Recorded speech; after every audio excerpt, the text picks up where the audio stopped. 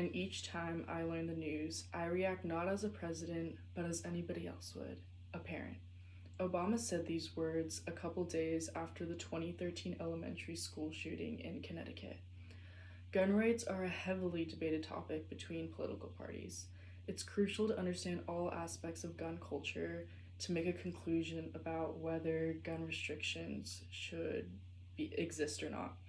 Although I was unfamiliar with gun laws, seeing gun violence on the news has inspired me to research about gun culture and policies. I will be discussing age requirements to own firearms, gun violence statistics, and politics in different countries. If we take a look at the United States, we see interesting statistics relating to gun policies and gun culture. I will be discussing age requirements for guns, gun violence, and the history of gun use around the United States. Around the world. According to The Hill, the minimum federal age to buy a handgun from a licensed dealer is 21, but 18 from a private, unlicensed seller.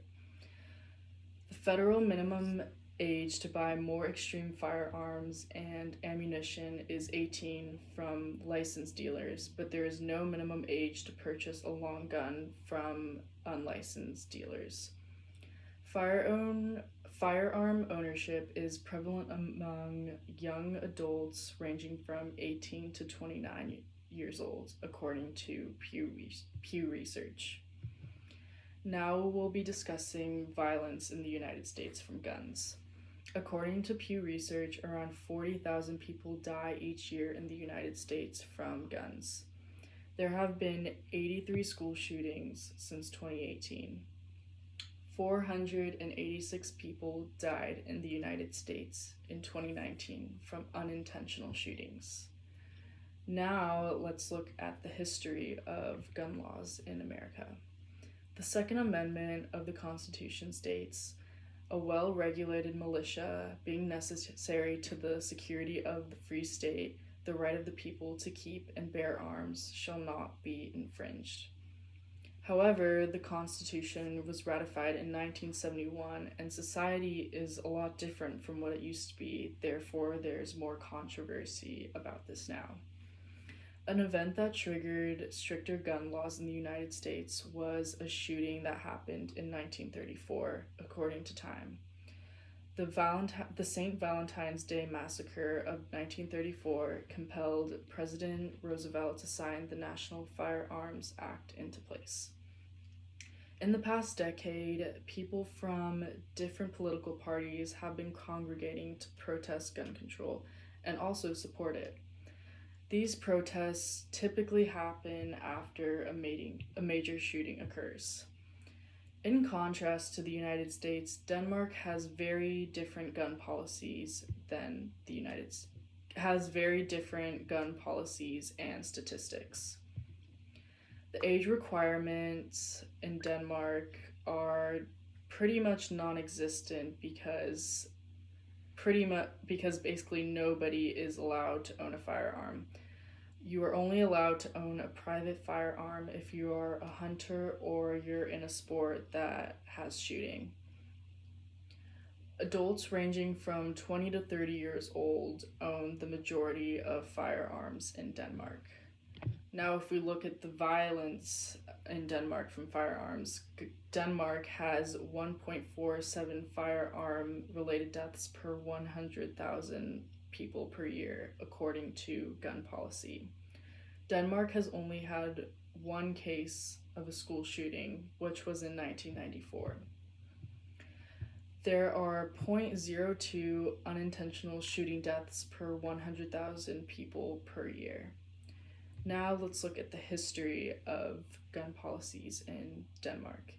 Denmark gun laws are based on the Council Directive of 1991 and the Weapons and Explosives Act of 2007. Compared to other countries, Denmark has very strict gun laws.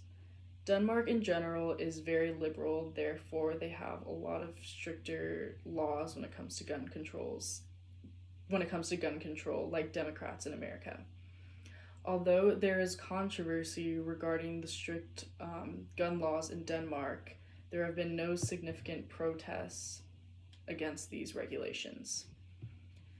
Venezuela is a very different country compared to America and Venezuela if we look at the crime rates that happen there. Venezuela's gun control policies and history demonstrate the downside to banning firearms. Um, in 2012, Venezuela banned private gun ownership altogether, and only police officers were allowed to own firearms. Before this ban, the minimum age to purchase a firearm was 18 years old. Now, if we look at violence statistics, in 2014, Venezuela had 14,775 gun deaths, according to gun policy. There has not been any reported school shootings in Venezuela that we know of. After Venezuela banned the private sale of firearms and new firearm license, this rate of unintentional shooting deaths increased by 7%. Now, if we look at the history of gun policies in Venezuela, the Venezuelan government created the law on arms and explosives, which stated civilians could only use .22 rifles and shotguns. And in 2013, the crime rate in Venezuela was very high, and the government actually decided to implement a ban on the sale of firearms altogether. However, this ban ended up increasing the homicide rates in Venezuela. This gun ban sparked a lot of panic for the Venezuelan citizens because they were unequipped to protect themselves from the country's socialist dictatorship. Different countries demonstrate how policies and gun culture influence society. People must be informed of gun statistics and policies from around the world to make conclusions on what to support. Most likely, guns will always be around and accessible to the public.